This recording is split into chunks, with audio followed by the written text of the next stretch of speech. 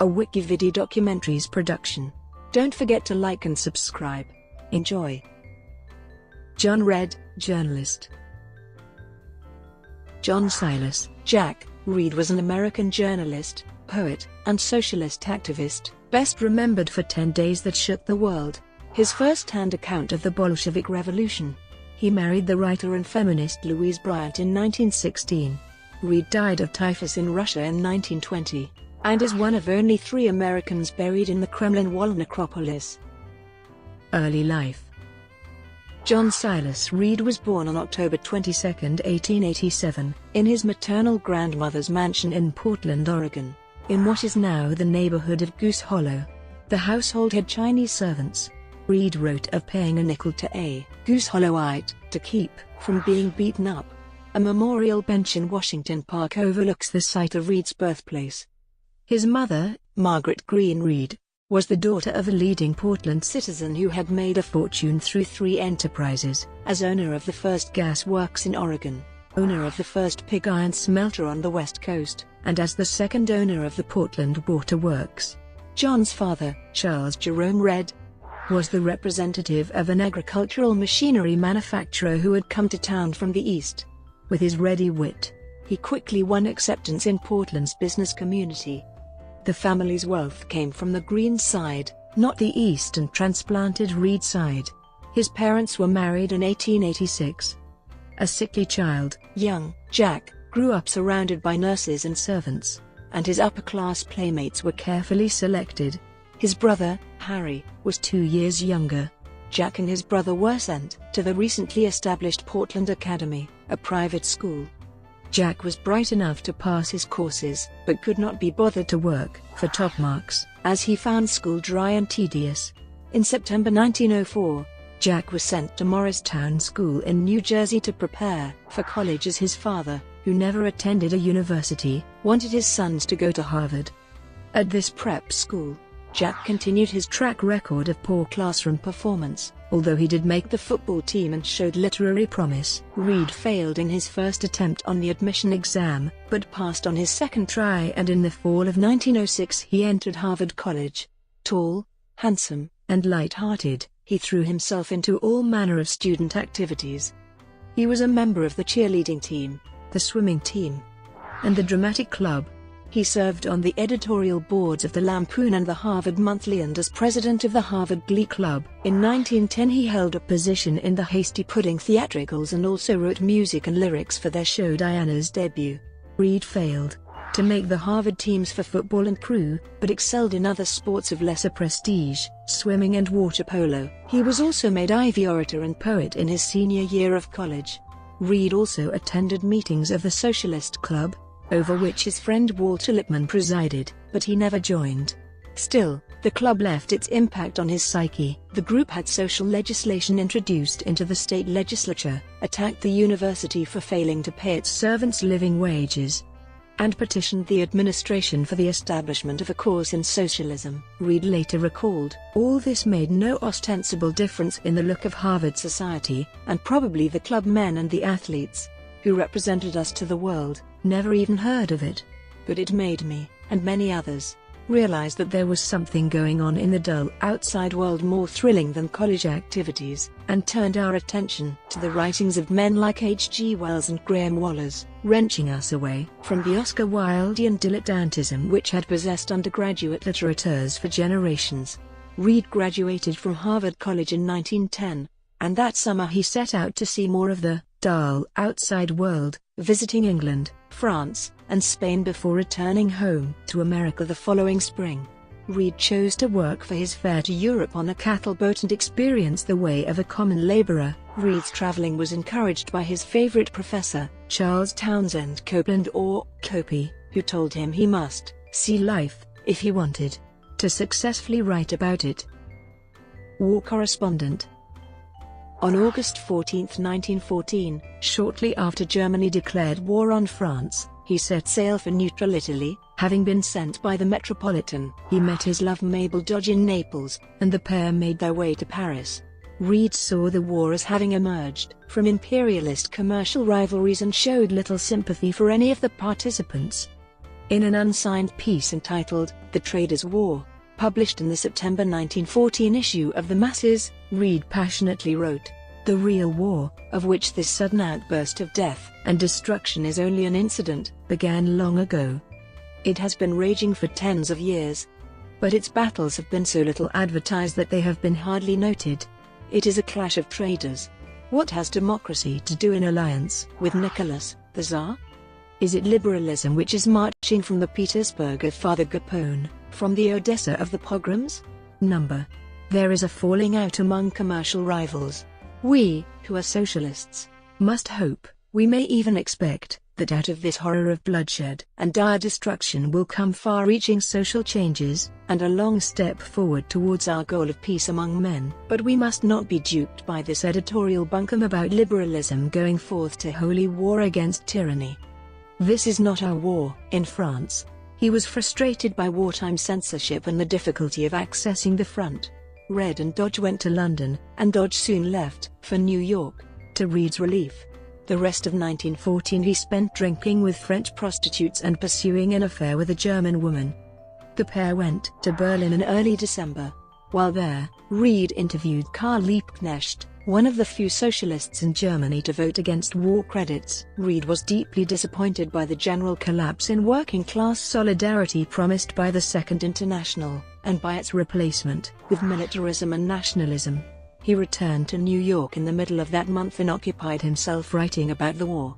A return to Central Europe followed in 1915, a journey on which he was accompanied by Canadian artist and frequent Masses contributor Boardman Robinson. Traveling from Thessaloniki, they met scenes of profound devastation in Serbia. Also going through Bulgaria and Romania, they passed through the Jewish Pale of Settlement in Bessarabia, and in Helm they were arrested, incarcerated for several weeks and liable to be shot for espionage had the American ambassador not shown some interest. Traveling to Russia, Reed was outraged to learn that the ambassador in Petrograd was inclined to believe they were spies. Reed and Robinson were rearrested when they tried to slip into Romania. This time it was the British ambassador who finally secured permission for them to leave, but not before all their papers were seized in Kiev. In Bucharest the duo spent time piecing together their journey, with Reed at one point traveling to Constantinople in hopes of seeing action at Gallipoli. These experiences led to Reed's book, The War in Eastern Europe, published in April 1916. After returning to New York, he paid a visit to his mother in Portland, where he met and fell in love with Louise Bryant, who joined him on the East Coast in January 1916. Though happy, both had affairs with others rather freely, in accord with the bohemian sensibilities of sexual liberation in common currency in that day. Early in 1916 Reed met Eugene O'Neill, and beginning that May the three rented a cottage in Provincetown. Not long after, Bryant and O'Neill began a romance. That summer Reed covered the presidential nominating conventions. Reed himself endorsed Woodrow Wilson, believing that he would make good on his promise to keep America out of the war. In November 1916 he married Bryant in Peekskill, New York. In the same year he underwent an operation to remove a kidney at Johns Hopkins Hospital and was hospitalized until mid-December. The operation rendered him ineligible for conscription and saved him from registering as a conscientious objector. During 1916 he also published privately Tamburlaine and other verses in an edition of 500 copies. As the country raced towards war, the radical Reed was marginalized. His relationship with the Metropolitan was over.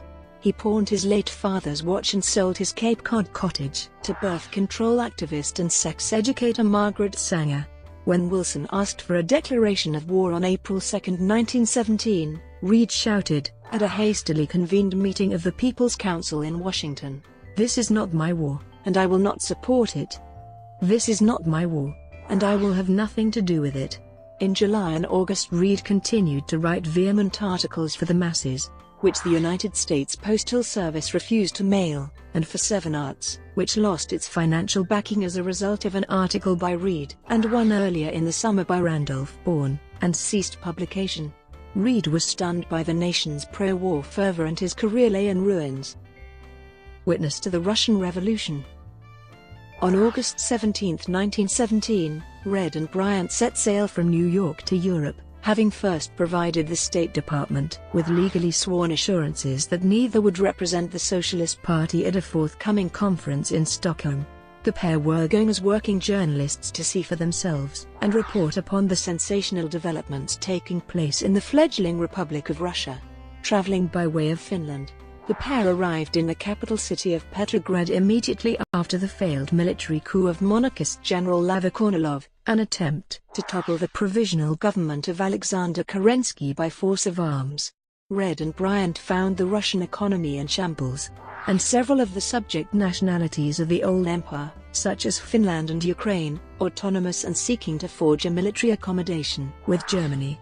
Reid and Bryant wound up at ground zero for the October Revolution, in which the Russian Social Democratic Labour Party headed by Vladimir Lenin toppled the Kerensky government in what they believed to be the first blow of a worldwide socialist revolution. The food situation in the capital was dire. Reid later recalled, the last month of the Kerensky regime was marked first by the falling off of the bread supply from £2 a day to £1, to half a pound, to a quarter of a pound, and, the final week, no bread at all. Hold-ups and crime increased to such an extent that you could hardly walk down the streets. The papers were full of it. Not only had the government broken down, but the municipal government has absolutely broken down. The city militia was quite disorganized and up in the air, and the street cleaning apparatus and all that sort of thing had broken down, milk and everything of that sort. A mood for radical change was in the air. The Bolsheviks, seeking an all-socialist government and immediate end to Russian participation in the war, sought the transfer of power from Kerensky to a Congress of Soviets, a gathering of elected workers and soldiers' deputies, to be convened in October. The Kerensky government saw this as a clear effort to replace its own regime with another and moved to shut down the Bolshevik press, issuing warrants of arrest for the Soviet leaders and preparing to transfer the troops of the Petrograd garrison, believed to be unreliable, back to the front.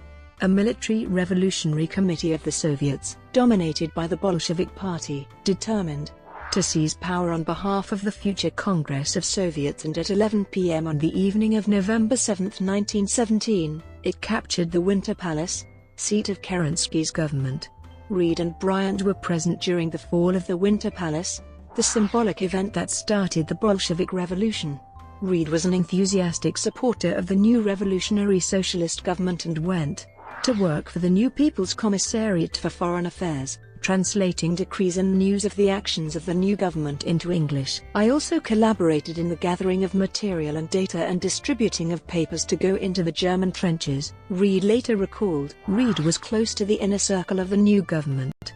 He met Leon Trotsky and was introduced to Lenin during a break of the Constituent Assembly on January 18, 1918.